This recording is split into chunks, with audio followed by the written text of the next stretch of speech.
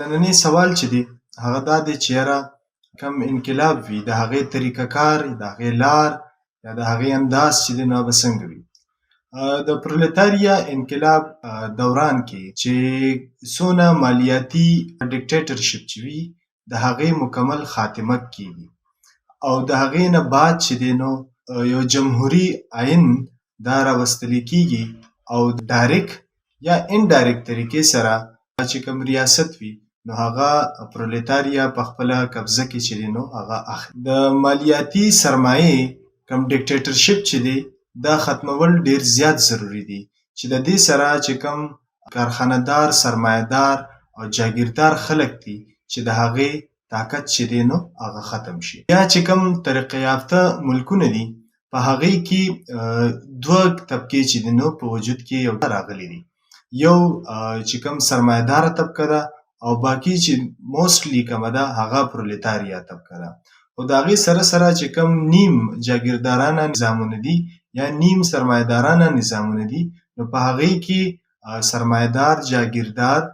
سره سره چې کوم پیټي برجویز ویلی کېږي چې کوم درمیانې طبقې خلک دي هغه هم په زیات مقدار کې چې دی نو هغه موجود وي. پرولتاریا هم چې دی نو هغه موجود وي. دلته کې مکس یو قسم له خلک وي او دا هم وخت وخت سره هغه پرولتاریا ته د میډل کلاس یا درمیانه یا د کوم پیټي برجویز چې دي هغه هم هغې ته کنورټ کېږي. خو دا پیټي برجویز چې کوم دي درمیانه طبقه ده د دوی زیاتتر دارومدار او د دوی چې کوم حقیقي ازادي هم وي نو هغه هم د پرولتاریا چې کوم جنګ وي د سرمایه‌دارې طبقې سره نو په هغې کې پرته وي او دوی مجبوره وي د دې دپاره چې دوی د پرولتاریا د تحریکونو او د هغوی د سیاست چې دی نو حصه جوړه شوي. بیا د هغې نه بعد چې کوم ریاست چې وي هغه په ډایرکټ یا انډایرکټ طریقه باندې په قبضه کې او په کنټرول کې اخیستې کېږي او پرولتاریا چې دی نو هغوی هغه په خپل کنټرول کې اخلي او یو جمهوري آئین چې دی نو هغه په وجود کې راولي او د هغې مطابق بیا هغه ریاست چلیږي. په کومې کې په ابتدا کې د نجي ملکیت خاتمه هغه کېږي. د دغې نه پس بیا چند اقدامات چې دی نو هغه اخیستلی کېږي چې هغه زه تاسو سره شیر کول غواړم. اولنی خو دا چې څونه نجي ملکیت وي نو د هغې مکمل خاتمه کېږي یا نجي ملکیت په هغې باندې ډېر زیات غټ غټ ټیکسونه لګولی کېږي چې د هغې زیاته منافع چې کوم وي هغه د ټیکس په شکل کې هغه اجتماعي خزانې ته یا اجتماعي دولت کې چې دی نو هغه شاملیږي او د هغې نه علاوه چې کوم وراثتي ملکیت وي د هغې مکمل خاتمه کېږي او ورسره چې کوم عالمي مالیاتي ادارې دي د هغې نه چې کومې قرضې اخیستې شوي د هغې نه مکمل انکار کېږي. څونه چې باري صنعت وي، څونه چې غټ صنعت دی او څونه کارخانې دي، ادارې دي، هغه ټولې چې کوم د هغې مالکان وي هغه د هغې نه بې دخله کېږي او هغه په اجتماعي کنټرول کې چې دی نو اخیستلی کېږي. دریم نمبر سټپ چې کوم اخیستې کېږي نو هغه چې کوم د اکثریت عوام مخالف وي او د پرولتاریا چې کوم مخالفین وي او د ملک نه تښتېدلي وي د هغوی چې څونه جایدادونه وي هغه قبضه کې اخیستې کېږي. ریاست چې دی نو هغه په خپله قبضه کې. څلورم نمبر کوم سټپ چې اخیستې کېږي نو چې څونه ځمکې دي، فیکټریانې دي، صنعتونه دي هغه د مزدورانو په اشتراکي ملکیت کې ورکولی کېږي او چې کوم د محنتکش په منځ کې کوم مقابله بازي نو هغه مقابله بازي مکمل ختمولی کېږي. د صنعت عمل چې دی هغه هغې کې تیزي راوستلی کېږي او زیات پروډکشن چې دی نو هغه انشور کېږي چې د هغې دپاره زیات محنتکش زیات خلک چې دي هغوی ته هنرونه هغه ښوولی کېږي چې دا انډسټرۍ، کارخانې، دا ادارې چې دي هغه په خپل کنټرول کې والي او هغه وچلوي نو هغې له زیات محنتکش چې دي هغوی ته هنرونه، هغوی ته سکلز چې دي نو ورکولی کېږي او د هغې سره سره کوم جدید ساینسي طریقه چې ده په هغې باندې چې کومې شوبې دي په هغې کې چینجز راوستلی کېږي چې د هغې پروډکشن لیول چې هغه زیات نه زیات شي. ټول مالیاتي نظام سنټرلایز کېږي، یو سنټر لاندې چې کوم دی یا د یو مرکز لاندې چې دی نو هغه راوستلی کېږي او څومره چې نجي او پرایویټ بانکونه دي هغه هم په قبضه کې اخیستلی کېږي. څونه چې قومي صنعتونه دي هغې کې ترقي، ورکشاپونه، ریلوې چې کوم ورکشاپس دي په هغې کې ترقي، چې کوم جهازونو ورکشاپس دي په هغې کې ترقي، څونه چې سمندري جهازونه دي هغې کې ترقي او تیزي چې ده نو هغه راوستلی کېږي. طبقاتي نظام تعلیم چې د امیر دپاره ځان له تعلیم او د غریب دپاره ځان له تعلیم د دې مکمل خاتمه کېږي او یو شانتې نصاب چې دی د ټولو دپاره هغه انشور کېږي چې ټول خلک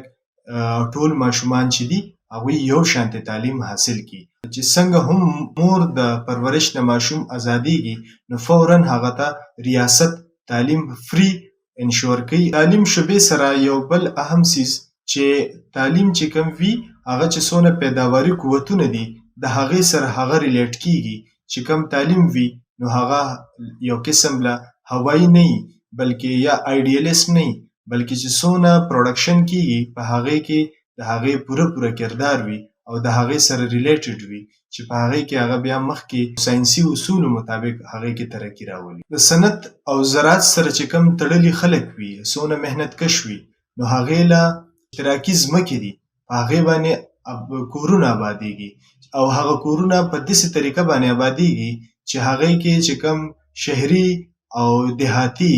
دواړه قسمه انوایرمنټ دواړه قسمه ماحول چې دی نو هغه انشور کېږي. صحت، تعلیم، رهایش دا د ریاست د طرفه فری وي او دا د یوې صحتمند معاشرې دا نښې دي چې په هغې کې به دا څیزونه په اسانه طریقه باندې ملاویږي او هر چاته به په ښه طریقه باندې ملاویږي. هغې سره سره چې کوم ټرانسپورټیشن دی نو هغه به هم ریاست په خپل کنټرول کې اخلي او هر چاته به ډیر په اسانتیا باندې ورکوي. دا فیصلې چې کومې کېږي نو دې کې یوه فیصله د بلې فیصلې تسلسل چې دی نو هغه به جاري ساتي او یو فیصله به بلې فیصلې ته لار چې دی نو هغه به هواروي. بیا د هغې نه پس چې کوم سماج هغه شروع شي نو په هغې کې ټولو ته یو شانتې فیسیلیټیز چې کوم دي نو دا اویلیبل وي. ورسره په دې کې چې کومې ادارې دي هغه ډېر زیات په تیزۍ سره ترقي کوي او په هغې کې چې کوم محنت کش وي او د هغې ریاست وي د هغې ټوټل فوکس دا وي چې ټول څونه مینز اف پروډکشن دي هغه د نجي ملکیت نه آزاد کړي او په اشتراکي ملکیت کې چې دی نو راولي او په دغې طریقې سره سټپ بای سټپ دا یو کمیونل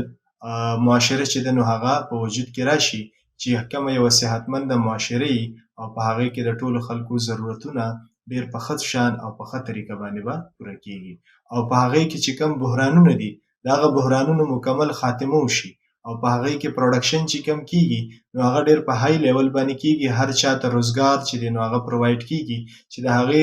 وجه باندې بیا کم سرپلس چې پیدا کېږي هغه سرپلس بیا نورې کارخانې لګوي چې هغه بیا نور خلکو ته به روزګار ورکوي او چې نور خلکو ته روزګار ورکړي نو د هغې په وجه باندې چې کم پیداوار کېږي هغه به هر چا ته رسي. د هغې په وجه باندې چې کم پیداوار کېږي نو هغه به د منافع دپاره نه وي بلکې د خلکو د ضرورت د پوره کولو دپاره به وي چې د کم په ذریعه باندې به د ټولو خلکو ضرورتونه ډېر په ښه شان سره پوره کېږي او ورسره به روزګار سیوا کېږي او په دې طریقه باندې به معاشره چې ده نو هغه په مخکې ځي. په دې کې به بحرانونه نه وي ځکه چې کم پیداوار کېږي هغه پیداوار چې دی هغه د منافع دپاره نه وي بلکې هغه ضرورت د پوره کولو دپاره وي. نو په دې طریقه باندې چې کم سوسایټي وي چې په هغې کې هر یو کس ضرورت پوره شي تر هغې پورې به هغه پیداوار چې دی نو هغه اضافه په هغې کې کېږي او په هغې کې به جدید چې کم ساینسي طریقه کار وي نو هغه به استعمالیږي. نو په دې طریقې سره چې کومه معاشره ودرېږي نو په هغې کې چې نن زموږ په معاشره کې یو افسر شاهي کم طریقه طرز زندگی تیری د دې نه به ښه طرز زندگی چې کوموي هغه به یو محنت کش په دغه سماج کې تیروي.